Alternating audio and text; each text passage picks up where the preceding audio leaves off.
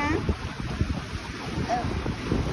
บูเบอรี่เฮาบูเบอรี่โซดานี่ที่ไหนอยู่ไหนกัน อีสานริมทะเล อีสานริมทะเลนั่นแหละเหมาะกับเราที่สุด ริมเลริมเลเนอะมีถ่ายอะไรนะ มาแล้ว ถ่ายหนังอินเดีย แซลมอนมาแล้ว อะไรเอ่ยอะไรเอ่ย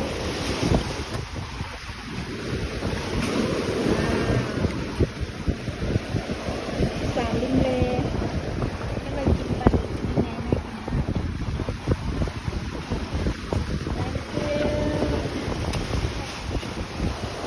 ถ่ายหนังด้วยเอาแม่